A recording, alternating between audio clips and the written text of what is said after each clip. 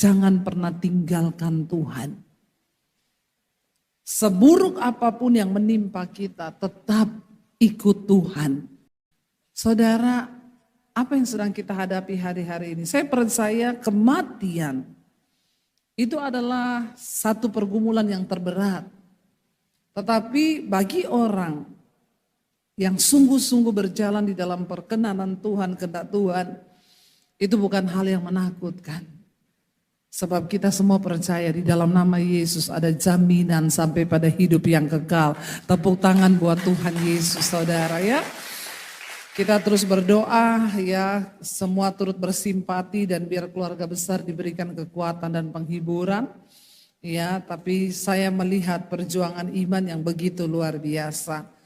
Saudara, kita sama-sama buka bersama firman Tuhan dari 1 Samuel pasal yang ke-15 ayat yang ke-22, saudara. Ya, di sana firman Tuhan berkata 1 Samuel pasal 15 ayat yang ke-22. Tetapi jawab Samuel, apakah Tuhan itu berkenan kepada korban bakaran dan korban sembelihan sama seperti kepada mendengarkan suara Tuhan? Sesungguhnya mendengarkan lebih baik daripada korban sembelihan, memperhatikan lebih baik daripada lemak-lemak domba-domba jantan. Saudara, ayat ini diucapkan oleh Nabi Samuel ketika pada saat itu, saudara, ya, Saul pergi berperang. Dan Tuhan berkata, ya, kita baca aja dulu ya supaya saudara mengerti. Nanti kalau langsung di tengah, saya tahu banyak yang jarang baca Alkitab. Apalagi perjanjian lama, ya. Waktu itu Tuhan memilih Saul menjadi raja atas Israel, tapi kemudian Saul ditolak oleh Tuhan. Kenapa? 1 Samuel 22, saudara, ayat yang pertama kita mulai, judul perikopnya Saul ditolak sebagai raja. Berkatalah Samuel kepada Saul, aku telah diutus oleh Tuhan untuk mengurapi engkau menjadi raja atas umat, atas Israel umatnya. Oleh sebab itu dengarkanlah bunyi firman Tuhan. Beginilah firman Tuhan semesta alam, aku akan membalas apa yang dilakukan oleh orang Amalek kepada orang Israel. Karena orang Amalek menghalang-halangi mereka ketika orang Israel pergi dari Mesir. Jadi, pergilah sekarang, kalahkanlah orang Amalek, tumpaslah segala yang ada padanya, dan janganlah ada belas kasihan kepadanya. Bunuhlah semuanya laki-laki maupun perempuan, kanak-kanak maupun anak-anak yang menyusu, lembu maupun domba, unta maupun keledai. Kalau kita melihat di perjanjian lama itu memang agak sadis ya saudara. Kalau Tuhan suruh bunuh itu bunuh ya. Jadi umat yang berdosa itu harus dihabisi sampai ke akar-akarnya. Karena kalau tidak itu bisa ya ada lagi. Lalu dikatakan Saul dipilih Tuhan untuk memusnahkan ya orang Amalek ini. Ayat 4 dikatakan lalu Saul memanggil rakyat berkumpul dan mereka memeriksa barisan mereka. Di Telaim ada 200.000 orang pasukan berjalan kaki dan 10.000 orang Yehuda. Setelah Saul sampai ke kota orang Amalek, disuruhnyalah orang-orang menghadang di lembah. Berkatalah Saul kepada orang Keni, berangkatlah, menjauhlah, pergilah dari tengah-tengah orang Amalek supaya jangan kulenyapkan kamu bersama-sama dengan mereka. Bukankah kamu telah menunjukkan persahabatanmu kepada orang Israel ketika mereka pergi dari Mesir? Sesudah itu menjauhlah orang Keni dari tengah-tengah orang Amalek. Orang Keni itu tinggal di tengah orang Amalek. Tapi ketika bangsa Israel keluar dari Mesir, orang Keni memberikan jalan. Tapi orang Amalek menutup pintu untuk orang Israel lewat di negeri mereka. Padahal cuma lewat tok, saudara. Lalu Saul memukul kala orang Amalek mulai dari Hawilah sampai ke Syur yang di sebelah timur Mesir. Agak raja orang Amalek ditangkapnya hidup-hidup. Tetapi segenap rakyatnya itu ditumpasnya dengan mata pedang. Tetapi Saul dan rakyat itu menyelamatkan Agag dan kambing domba dan lembu-lembu yang terbaik dan tambun. Pula anak domba dan segala yang berharga, tidak mau mereka menumpas semuanya itu. Tetapi segala hewan yang tidak berharga dan yang buruk itulah yang ditumpas mereka. Jadi Tuhan bilang tumpas semua. Lemak, domba, kambing, semua lembu tumpas, tidak boleh ada yang disisakan. Tapi Saul dan anak buahnya melihat ada lembu-lembu yang gemuk, ya. Ada domba-domba yang gemuk, ya. Ketika mereka melihat itu, lalu muncul keinginan di hati mereka, saudara. Memang ya, yang gemuk-gemuk itu menarik sih ya. Tapi tidak bagi orang ya. Kalau orang gemuk-gemuk itu, janganlah. Saya juga nih gemuk saudara ya, makanya saya ini berusaha untuk bagaimana menurunkan berat badan. Sekali lagi bukan untuk umur panjang ya. Karena umur itu ada di tangan Tuhan. Ya, meringankan badan itu hanya karena hidup ini sudah berat. Kalau banyak pergumulan semakin berat, apalagi ditambah berat badan yang berat, maka semakin berat. Jadi jangan berat-berat. Bilang kanan kirimu, jangan berat-berat. Kurus-kurusin sedikit ya, enggak apa-apa. Saudara, Saul terbujuk ketika melihat domba, sapi yang gemuk-gemuk. Hari-hari ini ada banyak hal yang membuat kita ini tertarik akan hal-hal di dunia ini. Dan seringkali itu membuat kita tidak lagi mendengar dan tidak mengikuti kemauan Tuhan. Tuhan sudah berfirman tumpas habis, tapi ketamakan karena keinginan daging mereka tidak menumpas. Yang ditumpas itu hanya semua ternak yang kurus, yang sakit-sakitan, yang tidak berharga. Itu mereka tumpas, mereka bunuh. Lalu saudara, datanglah firman Tuhan kepada Samuel. Ya, Tuhan itu tahu apa yang dilakukan oleh kita. Dia tahu hati kita. Ya, pada waktu Israel itu negara teokratis yang adalah pemimpinnya Allah, mereka mulai tidak mau, mereka pengen mencontoh negara-negara lain Mesir, sehingga mereka meminta raja. Orang Israel berkata, bangsa-bangsa lain punya raja, kenapa kita nggak punya raja? Kami minta Tuhan kasih kita raja. Dan di mata Tuhan, itu adalah sebuah pemberontakan, berarti mereka tidak percaya lagi kepada Tuhan sebagai pemimpin agung mereka. Lalu Tuhan berkata, karena engkau memaksa untuk meminta raja, ya udah tak kasih. Raja pertama atas Israel siapa? Yang lulus sekolah minggu berapa banyak? Memang banyak orang Kristen itu tidak hafal cerita di Alkitab ya. Bagaimana saudara mau cerita ke anak-anakmu? Ya, makanya tidak heran saudara. Ya, banyak orang tua itu mau ceritakan ke anak itu ayat dia sendiri tidak tahu. Ya, tiba-tiba ada anak sekolah minggu nangis, namanya Yosua, bapaknya mamanya datang. Kenapa kamu menangis? Aku dituduh sama guru sekolah minggu robohkan tembok. Tapi kamu tidak robohkan kan? Kata mamanya, enggak, orang aku dari tadi di sini kok. Lalu saudara, bapaknya tanya, kenapa ribut-ribut? Ini loh, masa Yosua disuruh dituduh merobohkan tembok sama gurunya, satu kelas ketawain dia. Terus bapaknya ketawa, ya ampun mama, kayak gitu aja dibuat serius. Tinggal hitung kerugiannya berapa, nanti papa bangun lagi. Orang tua, kau harus mengerti cerita di Alkitab. Supaya kau bisa menceritakan tentang imanmu kepada anakmu, amin. Karena anak-anak sekarang itu mereka juga sudah tidak suka baca Alkitab. Katanya gini, lah Alkitab tuh dongeng ya. Masa ada ya? Anak sekolah minggu bilang, masa tadi guru sekolah minggunya cerita. Musa bawa bangsa Israel keluar dari Mesir. Tiba-tiba di depan ada laut. Terus Musa ambil HP mah. Terus Musa telepon tentara Israel. Terus helikopter datang. Nyeberangilah ini. Mamanya bilang gak begitu ya ceritanya. Mama, ini aku ceritain yang masuk akal aja mama gak percaya loh. Kalau tak ceritain yang benar yang diceritain guru sekolah minggunya tadi. Mesti mama lebih tidak percaya lagi, ya ampun. Masa ada ya di depan ada laut, Musa ambil tongkat. Terus dia bentangkan ke laut. Dan laut itu menjadi jalan. Hello. Hari gini emang masih bisa begitu. Hati-hati loh saudara.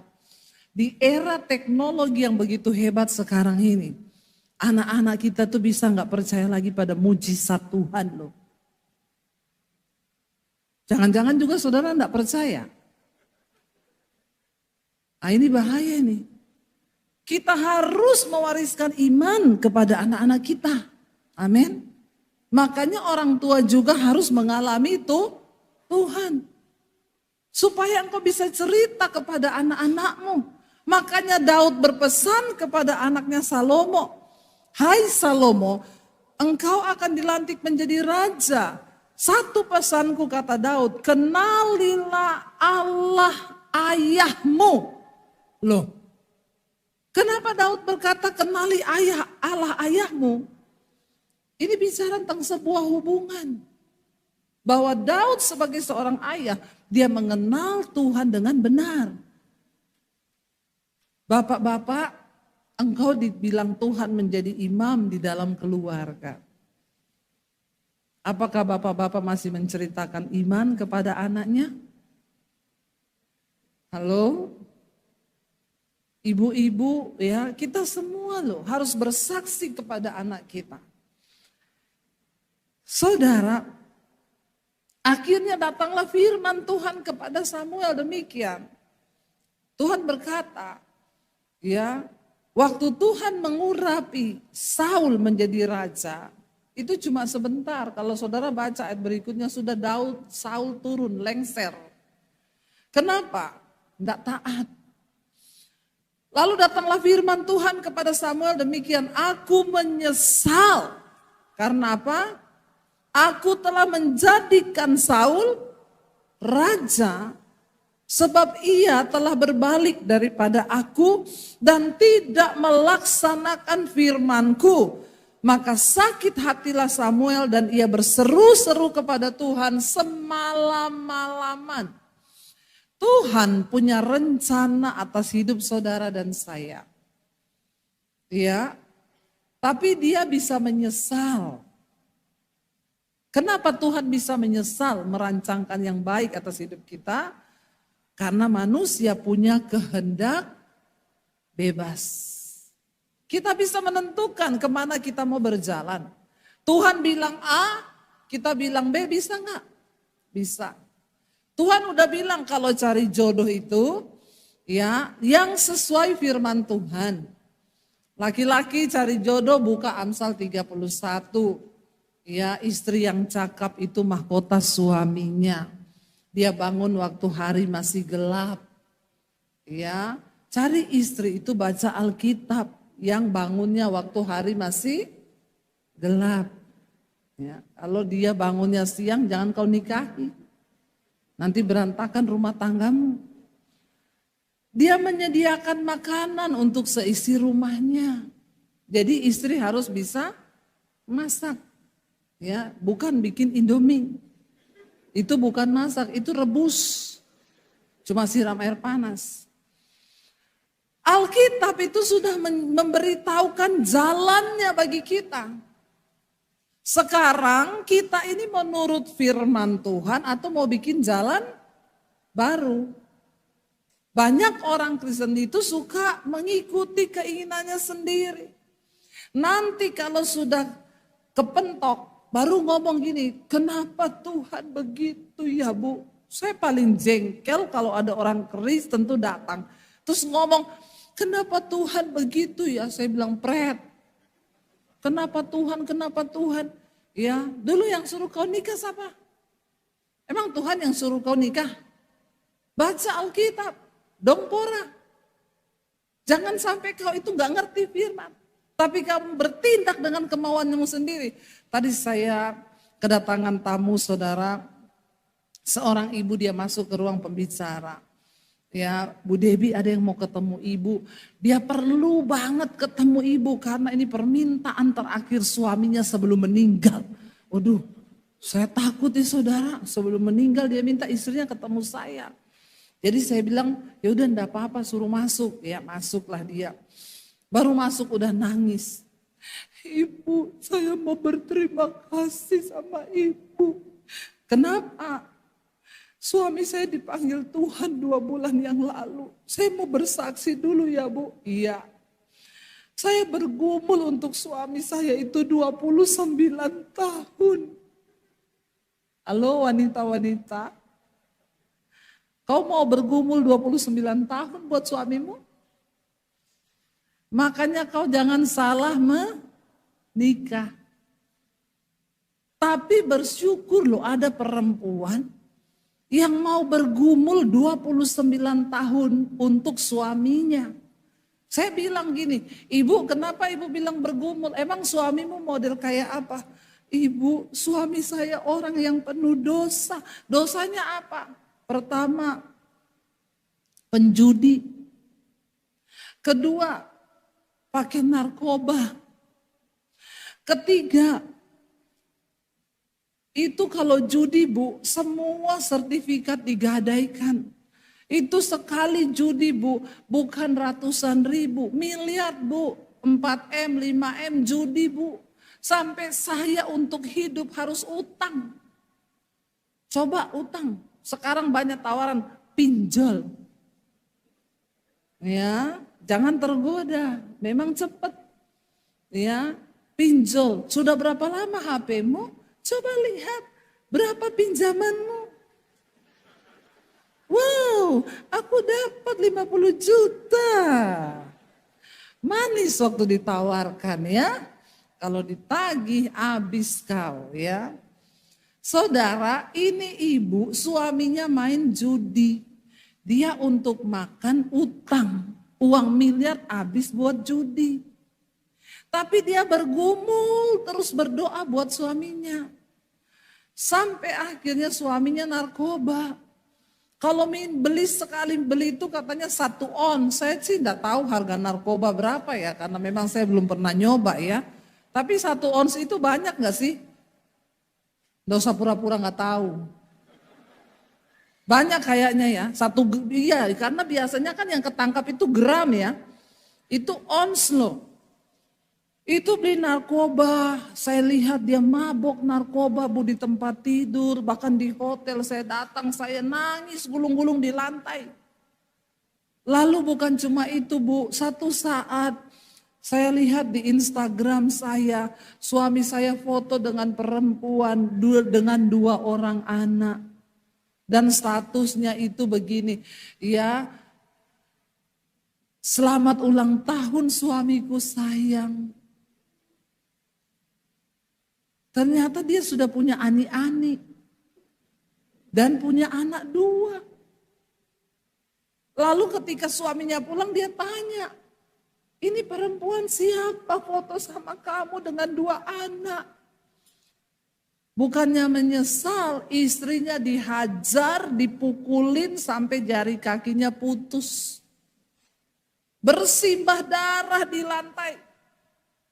Dia bilang, mati kau sekalian. Saya mau tanya di sini perempuan yang menikah dengan suamimu begitu.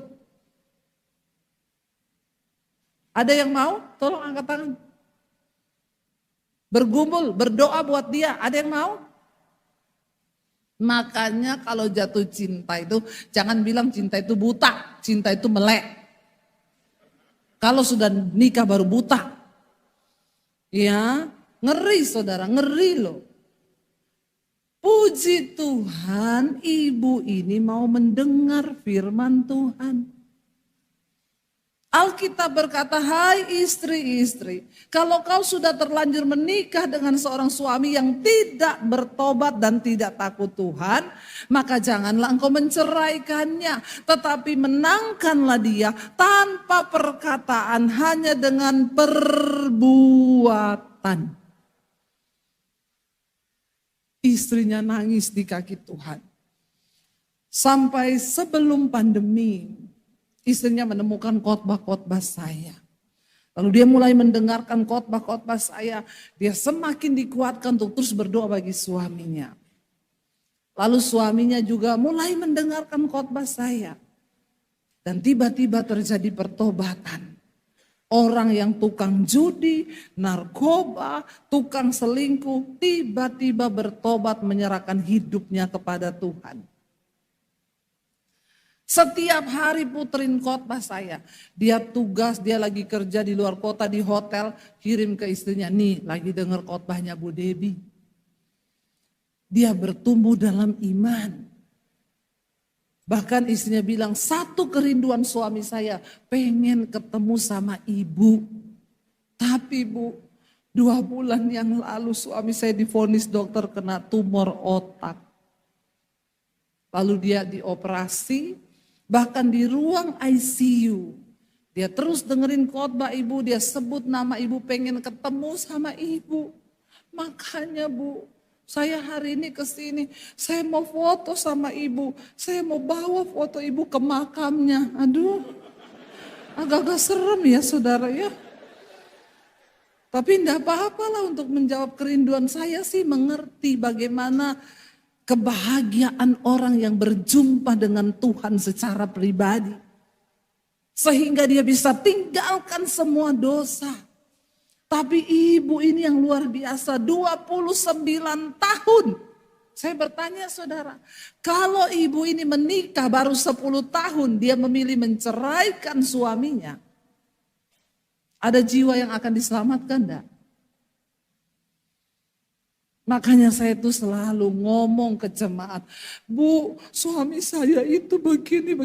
Ibu berdoa. Kenapa Ibu Debbie itu kalau ditanya jawabannya cuma berdoa. Memang Alkitab bilang hanya berdoa.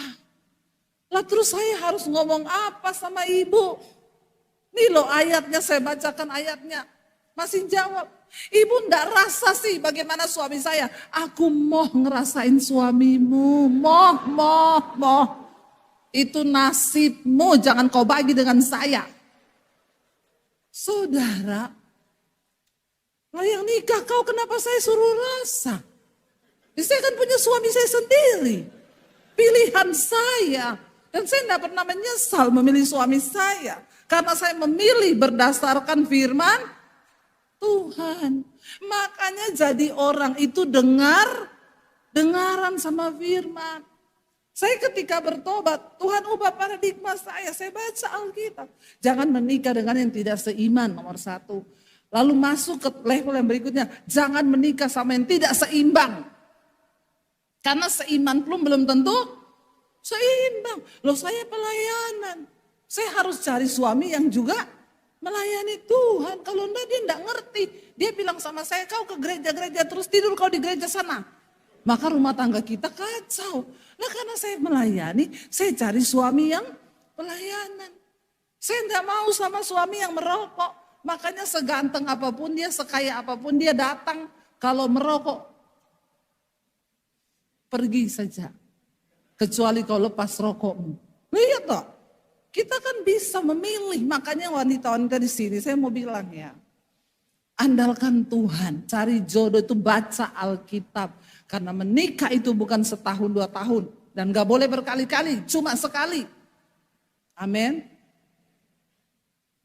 Ibu-ibu ndak usah menatap saya dengan wajah begitu.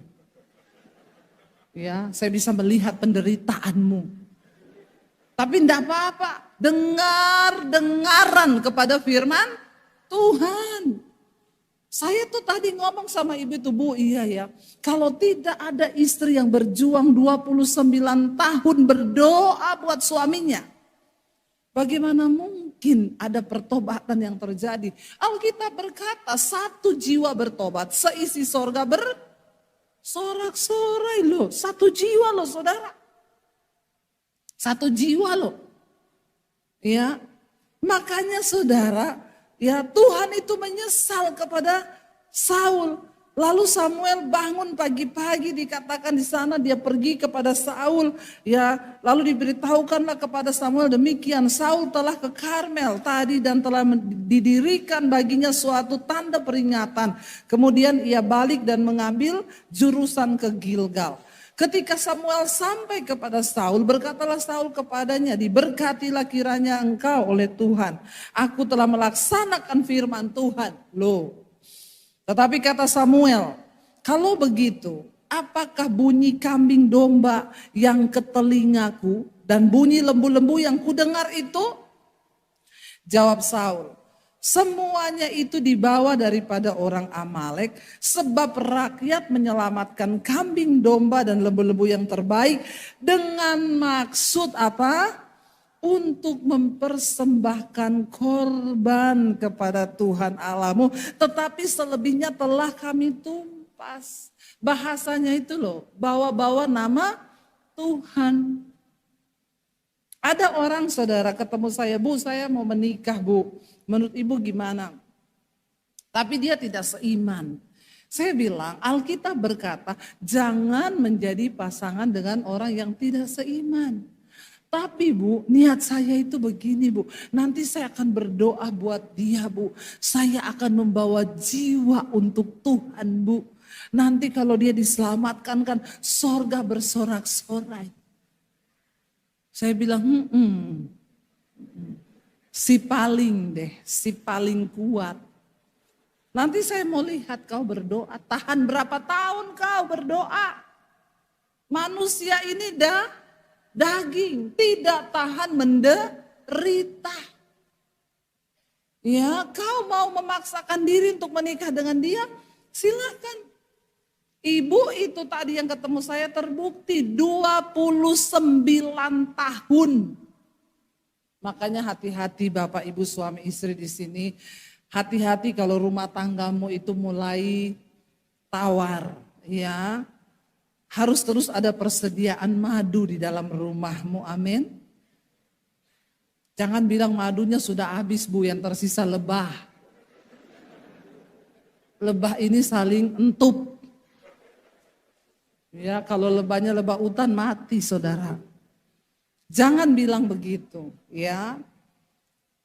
Memang saya banyak menemui sekarang orang konseling saudara.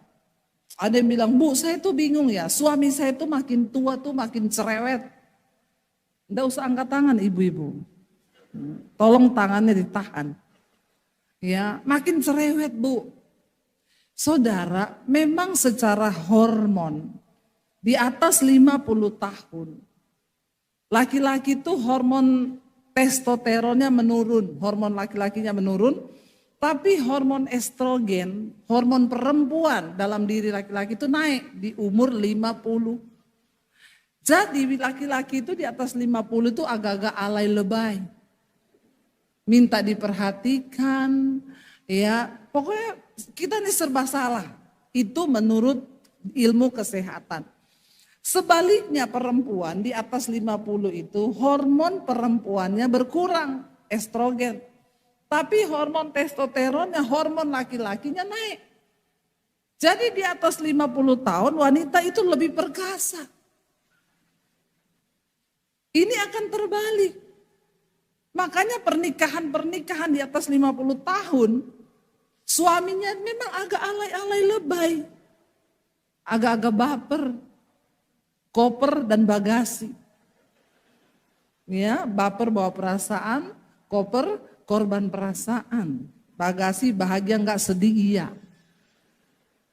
Jadi ini terjadi saudara. Ya banyak yang berkata saya salah ngomong dikit ya Bu, suami saya tuh sensi sekarang. Kamu kok sekarang gitu ya? Sekarang enggak perhatikan sama aku. Sekarang gini, aku ngomong sedikit udah marah. Ya istri makin perkasa kan 50.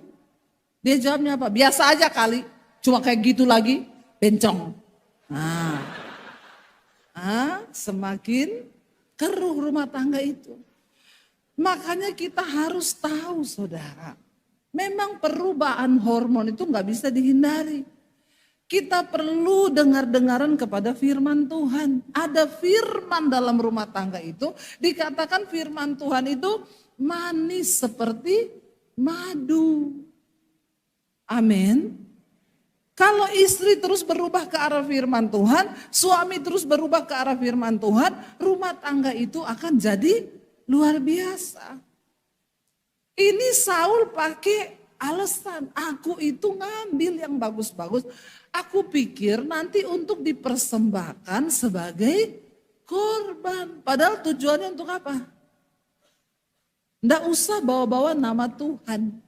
Karena Tuhan tahu sikap hati kita. Makanya hari-hari ini kita bertobat.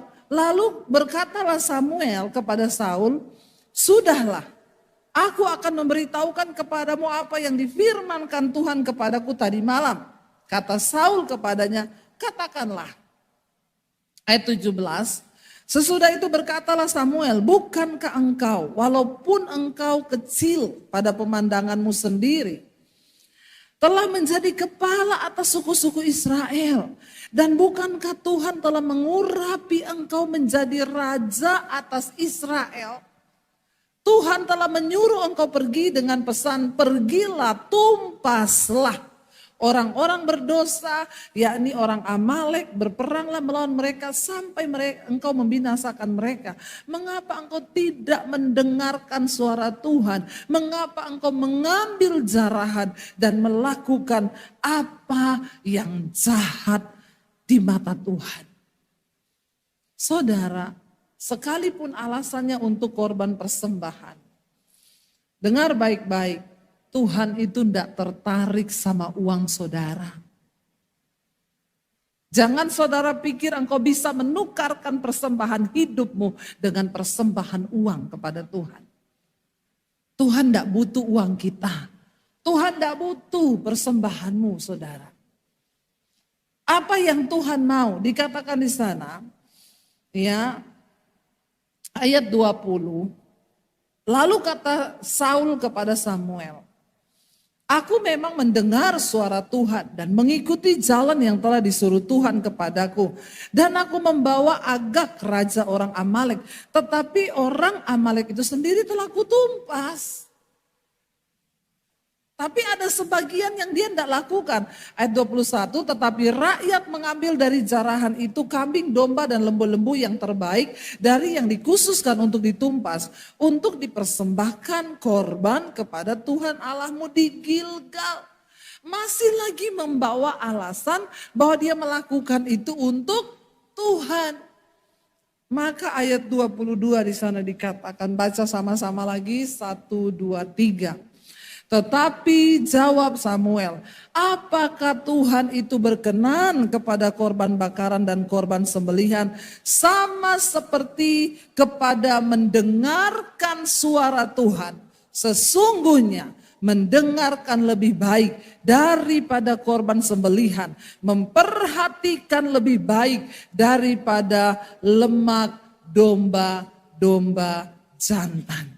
Sebab ayat 23, sebab pendurhakaan adalah sama seperti dosa bertenung dan kedegilan adalah sama seperti penyembah berhala terah dan terafim. Karena engkau telah menolak firman Tuhan, maka ia telah menolak engkau sebagai raja. Apa itu kedurhakaan? Orang itu tahu kebenaran, tapi dia nggak mau melakukan kebenaran. Saudara, kalau kita nih tahu firman, tapi kita nggak melakukan firman, dikatakan dosa pendurhaka itu sama dengan dosa bertenung loh. Sihir. Tidak ada dosa yang lebih berat atau tidak.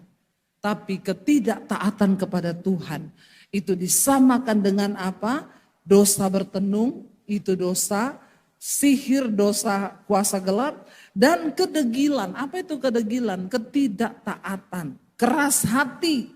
Itu sama seperti menyembah berhala. Dan karena engkau menolak firman Tuhan, maka Tuhan juga menolak engkau. Saudara, jangan pernah menolak firman Tuhan. Setiap hari kita mendengarkan firman. Kalau Tuhan suruh ampuni, ampuni orang yang bersalah kepadamu. Sebab waktu engkau tahu Tuhan mau engkau mengampuni, tapi engkau tidak mau mengampuni, engkau sudah menolak firman Tuhan. Ketika Tuhan suruh engkau menabur, memberkati, lakukan itu. Jangan menolak firman Tuhan. Sekalipun itu berat bagi daging kita. Saul, dia tergiur dengan lemak-lemak yang tambun, domba-domba yang gemuk. Dia berpikir ini mungkin mendatangkan keuntungan bagiku. Tapi dia tidak mentaati Tuhan. Tadi pagi saya sampaikan, kita belajar dari Raja Ahab tadi pagi. Saudara, apapun yang kau lakukan di dalam hidupmu, tanya kepada Tuhan. Bahkan maaf, untuk menggunakan uang yang ada di tanganmu, tanya sama Tuhan. Engkau mau beli apapun, tanya sama Tuhan. Saya ini bersaksi, saya dengan suami. Kita mau beli mobil. Dari rumah kita sudah berdoa berhari-hari. Kita berdoa tanya Tuhan. Tanya Tuhan. Lihat di pameran, seneng ya itu. Gimana kita DP enggak? Suami saya tanya sama saya. Kamu sejahtera enggak beli mobil itu? Saya bilang jujur sih enggak ya. Saya tanya sama suami saya, kamu sejahtera enggak? Aku ya enggak. Ya udah enggak jadi, yuk pulang yuk. Diberkatilah orang yang mengandalkan Tuhan. Mendengar sama Tuhan itu lebih baik daripada engkau mempersembahkan korban. Banyak orang berpikir dia bisa tukarkan persembahan hidup dengan uang. Tuhan lebih tertarik dengan hidupmu, saudara. Dan Alkitab berkata, jangan pernah menolak firman Tuhan. Sebab ketika engkau menolak firman Tuhan, Tuhan juga akan menolak engkau. Jangan percaya dengan ajaran-ajaran yang enak hari-hari ini. Kasih karunia. Walaupun berzina, selingkuh, homo, lesbi, tetap masuk surga. Siapa yang ngomong? Yesus berkata, di hari yang terakhir nanti, saya undang para imam musik.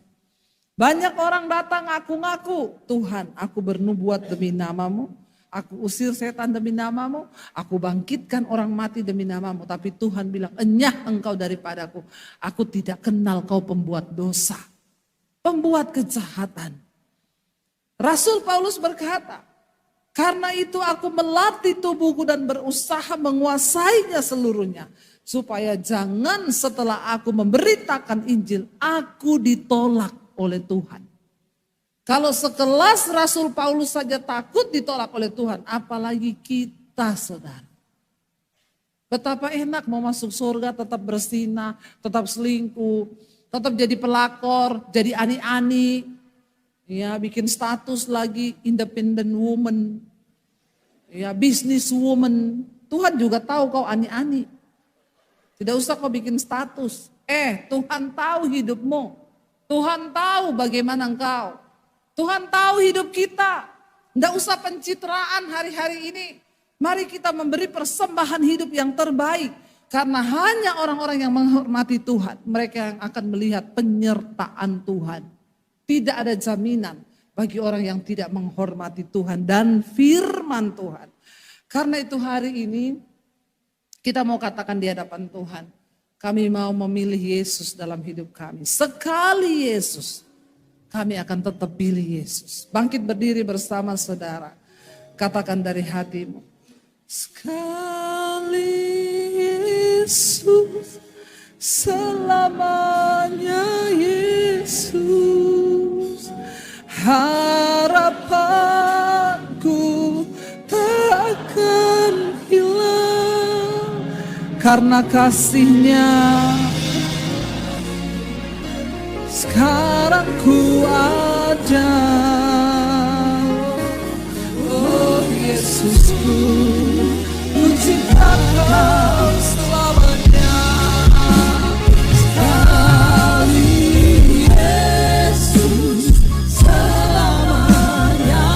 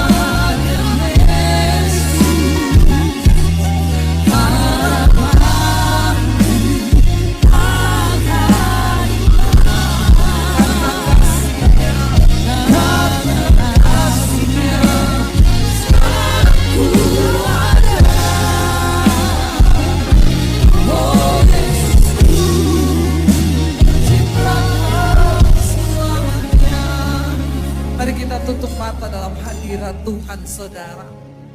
Mari merenung hari ini, Tuhan. Yang Engkau kehendaki itu ialah ketaatan, mendengarkan firman Tuhan. Lebih dari semua rutinitas kekristenan kita. Ketika kami berdiri di mimbar ini, itu bukan berarti kami langsung bisa masuk dalam sorga. Pelayanan tidak menjamin kita bisa bertemu dengan Tuhan kelak.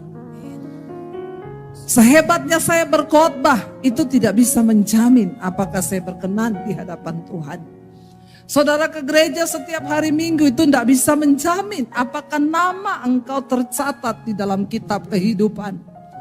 Sehebat apapun pemain musik, worship leader, singers bernyanyi, itu tidak membuat nama kita langsung tercatat di kitab kehidupan. Tetapi ketaatan, mendengarkan firman Tuhan dan melakukan firman itu yang menjadi jaminan nama kita tercatat di dalam kitab kehidupan. Hari ini saudara, masih ada waktu untuk kita bertobat. Apa yang sedang ada di dalam hidupmu hari ini? Apakah engkau mau mempersembahkan hidup yang terbaik bagi Tuhan? Sebab Dia tidak tertarik dengan persembahan yang lain selain ketaatanmu kepada Tuhan. Mari datang pada Tuhan hari ini. Bawa hidupmu dan bilang, Tuhan, aku masih terikat dengan dosa ini. Mungkin kenajisan, percabulan, kepahitan, amarah, apapun. Perselingkuhan, homoseksual, lesbian. Kita datang di hadapan Tuhan. Dia menerima kita apa adanya.